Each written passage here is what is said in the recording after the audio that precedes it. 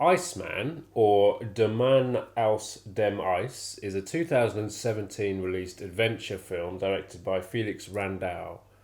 And also, before we start, you'll notice we're back together again. We are. After many, many months, well, a year almost, isn't Yeah. it? It's just over a year. Things of, lockdowns being eased in this country, and we're allowed to visit each other in each other's homes again, which is cool. So we thought we'd come back together as it's a new month, a new theme. We'd come back together and start filming alongside one another again because we missed each other so much. We haven't seen each other we literally haven't seen each other for that time as well. And also during lockdown, I moved. I bought a flat, so that's where we're also with new location and back together again. So it's a little bit kind of work in progress at the moment, and we might go back to standing up. Who knows? It's quite comfortable. We've been sitting down for a year. Yes. It's quite nice to sit Don't want down. to stand up. So anyway, Iceman, new theme, new month. Yeah, new theme. Yeah, I watched this film, I don't know, 2 or 3 years ago, and I really enjoyed it. And ever since, I've sort of wanted to talk about it on the channel. What theme can I put that in? I was like, sort of things based around snow, or and then I came up with the idea of similar films. You know, this film is all in the Ratic language, which is no longer in use, and there's no subtitles, so it's all done just on the way that the characters emote and their expressions and things like that. So I thought, there must be other films like that. So, I mean, obviously, Apocalypto a few years ago, it was obviously in Mayan, which no one speaks anymore, but that was subtitles, so I thought that doesn't really fit the bill. Yeah, I looked around and we've managed to pick enough to fill the month. A similar theme. I mean, there is one with subtitles, but not really any sort of language in it, as so to speak. But yeah, that was sort of prehistory, cavemen, and obviously this one is not as far back as cavemen, but yeah, sort of prehistory, should we say? Yeah, unfortunately, I was unable to do California Man. Yep. Because no, we are sticking solely to prehistory. Yes. I mean, this one obviously, and you're going to discuss the plot. This one is similar to California Man because it is based around finding a man in the ice. Which has been done before as well. There is another film called Iceman from, I think it was the 80s, with Timothy Hutton, which is very similar to California Man or Encino Man, as it's known in the US, where they find a guy in the ice and thaw him out. So yeah, this is based on a real sort of mummy, a sort of natural mummy as it's known, from about 5,500 years ago, they reckon. It was found in the Ötztal Alps, which is on the border of Italy and Austria. Some hikers came across this body frozen, partially frozen in the ice. And at first they thought it was a hiker that had died up there, but on further investigation, it was sort of a prehistoric man, who'd been there for over 5,000 years. They dug him up, thawed him out a little bit, but not too much. Don't want it to get mushy. And obviously because he was sort of mummified to a certain extent, they could tell lots of things about him, how he died, what he'd eaten. He even still had sort of blood cells within him that they could analyse, and hair, and obviously his belongings were around him and his clothes. So yeah, there was a lot of information they could gather from his mummified corpse, because they could tell he was killed by an arrow to the shoulder, and apparently even today the wound that he sustained would have been difficult to save him even with today's medicine. Apparently, yeah, it's the story of how he got there, why he was at the top of this mountain, frozen in the ice. Apart from how he dies, everything else is made up and is fictional, because obviously they don't know anything else about him. In the film, he's called Caleb, something like that, and he lives in a small settlement with his wife and his child and a few other villagers. Yeah, at the start of the film, we see them sort of going about their daily life. Very early on, there's a baby born. Unfortunately, the mother dies in childbirth, so Caleb and his wife look after it. Shortly after that, he goes hunting, and while he's hunting, guys from another clan or tribe or settlement attack the village, and they seem to be looking for something. And earlier in the film, we see Caleb with this wooden box. We don't see what's in it, but it's obviously very precious to him and the clan. It's called cineXplorers. But we don't know what it is, but it has sort of spiritual significance to them. So they're looking for this thing, and once they kill everybody in the village looking for it, and they find it, and off they go. And of course, Caleb's in the mountains, and he can see the smoke. They've set fire to the huts, So he sees the smoke and rushes back to the village. And the only person left alive is this newborn baby. He takes the baby with him. Well, there's nothing really left for him. Not only is his entire village dead, but Tinaka has also been taken. So he wants to exact revenge for that theft and for the massacre of his clan. So that is the rest of the story. Him following the trail of these people. Yeah, so like Simon said, this is our new theme, and I think these are kind of interesting when he suggested it. Like you said before, we went through a number of like different variations of the theme and how what films we're going to choose, and it's tricky because there aren't a lot of films out there that cover prehistory in this way. No. Should we say? I mean, there are films that obviously if you go back to Hammer did a number of 1 million years BC, with Raquel Welch. Yeah. Humans fending off against dinosaurs, which obviously never happened. No, so I didn't. I didn't want any of those. We didn't want to go that route, and so it's quite niche. And it's narrowing it down to films like this. There's a couple that have come out recently, but it was quite tricky. So, and I've not seen any of these films. I hadn't heard of this one. I mean, Simon mentioned it a few months ago. I think something else we did When we were doing Predator 2, That's suggested right, it of because course, an idea for a sequel, because they don't seem to be able to come up with a decent sequel. It's something like this where there's no dialogue, because obviously the Predator can't speak English. So it doesn't really need dialogue. No, in fact, there were moments watching this when I remembered that, and I was like, "Oh God, yeah, this would be perfect for like Predator." I mean, obviously that would be completely fiction and crazy, but why not? So why not indeed? Yeah, so I hadn't seen this film before, and I haven't seen any of the films we're going to do this month. So I'm excited to watch them because I think they're all. I mean, obviously they're all quite similar because they're all set in the same time. Well, I think the rest. Same time. Yeah, I mean, this one is sort of 5,500 years ago, approximately. All the rest a little bit further back. Back, but obviously they are. They're similar, and none of them are speaking English apart from the odd one that's going to have subtitles, and I think one's narrated as well. Or I think there's two actually that are narrated. So it's very different to other things we've covered on the channel before.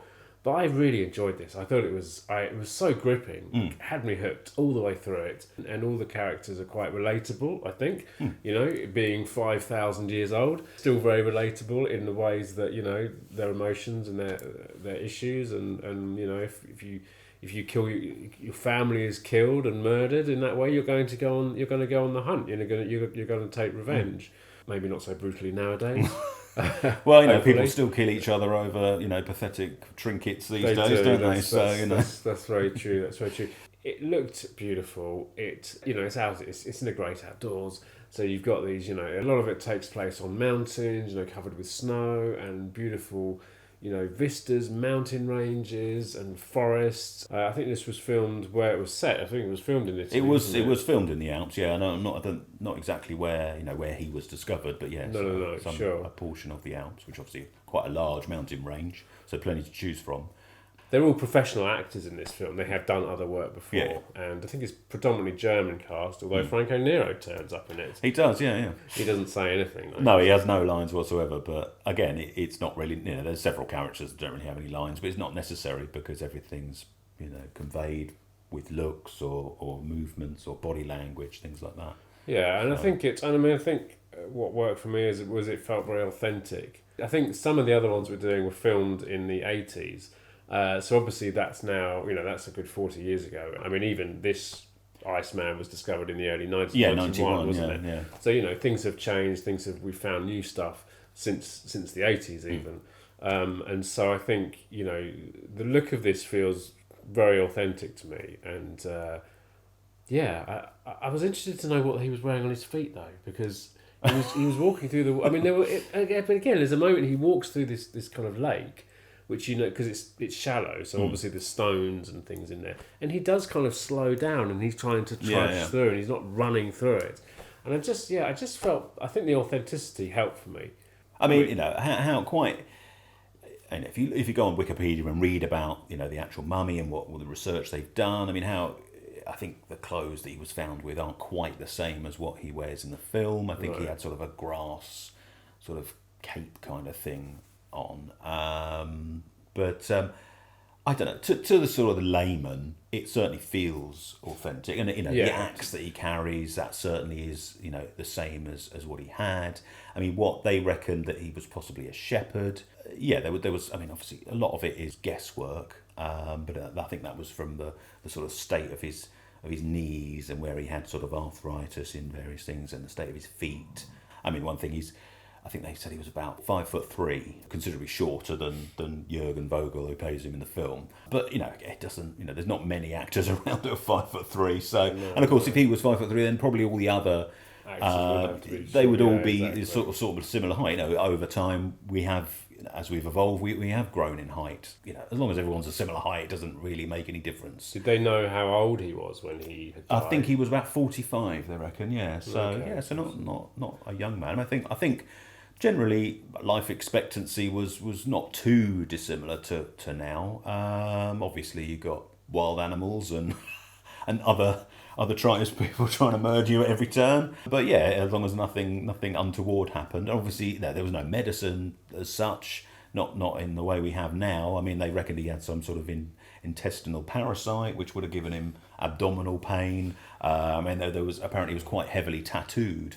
On his arms and his legs and on his back, and I think it was his abdomen. And they reckon that some of that, a lot of it was in sort of acupuncture zones. So they wondered whether that was sort of an early form of acupuncture, and because he would have had abdominal pain from these, these parasites, and because he had arthritis in various joints. So the where some of the tattoos were sort of corresponded with that. I mean, that's not really touched upon in the film. So there's lots about him that isn't really brought up in the film. It's not really, it's not supposed to be everything about him. It's just it's how he got to where they found him, basically. And it's just a revenge story. It's almost like a western. So it's not going to be 100% accurate, but it certainly feels if authentic enough. It feels perfectly authentic, but yeah, like you say, it feels like it's exciting. It's kind of like like I said, it's an adventure film, and it feels like an adventure film. And there are kind of nail biting moments as well. And the three men that attack and murder his family and his clan. There's a point where, in fact, when they pass Franco Nero, they just, because at this point you don't know what it is that they've got. No, they've taken this box. They've looked inside it in a very Pulp Fiction moment where they look at it and they're like, "Wow, what is that?" And you're like, "What is that they've got there then?" What? And then they go off, and then they pass Franco Nero and this woman, but of course they look at each other and they're a bit shifty, a bit suspicious of each other, but they don't attack them. No. So and they just walk on, and it was a great moment because the tension is there, but they just pass on by, and you're like, okay, right, that was their purpose, to get this box, and now they're returning to wherever it was they came from originally. And yeah, I mean, it's filmed like a good adventure film. I mean, it's exciting. There are fights in there. There are man-on-man combat, and there's there's everyday life things going on as in these tribes would have gone on in those days. At the beginning, you see the general kind of day-to-day life. There was kind of a religious aspect in there. There was a spiritual thing going on. There's a ceremony that you see a couple of times in different forms. But then there is this kind of exciting adventure, this kind of chase to find these men that killed his family. So yeah, I think it works both ways. You're right. I mean, it's not as authentic as what the scientists and the anthropologists would have found and would have discovered and would have researched. Obviously, it's nothing like what they found, but I think it gets it as close as they can for a film. Yeah. And then let's go. I mean, it's a great idea, finding the reality of finding this Iceman, and then having some fun with how did he get there. Yeah. I think that's really exciting. I mean, it must have been really exciting putting this film together, and I really enjoyed it. I think the only and this is not a flaw at all, and I kind of, I don't know actually. I mean, part of me, I was watching it, kind of wished that either on the beginning or the end, and it's not really a spoiler, but was to maybe bring a modern element into it. Kind of, do you know what I mean? Kind of, I don't know. Have him, have them fight, recreate the scene when they find his body. Or yeah, something. But then I wasn't. Then I thought, well, maybe that would be a bit. That's not what they were going for. And they didn't want to do that, and that's fine. They talk about it at the beginning, and that's fine. Okay, that's okay. But it's interesting talking about him being found with arthritis and abdominal pain and all things like that, because you think, God, they must have, we're so lucky nowadays with medicine, and before that, I mean, I suppose they probably their pain thresholds they must have been a lot higher than we are today. Probably, But even so, I mean, because they're not anything that went wrong with them. Well, I suppose that's why so many people would have died, much younger than we do now. Yeah. But you do think, it must have been a tough old existence. But they were tough. They were tough back then. They were. I mean, I think they analysed obviously his DNA and his genetics, and I think there was traces of heart disease in him. Which obviously they thought was like a modern thing. Because all the rubbish that we put in our bodies these days. But no, it was around then as well. I mean, obviously he ate meat, grains, and fruits, and all sorts of stuff as well.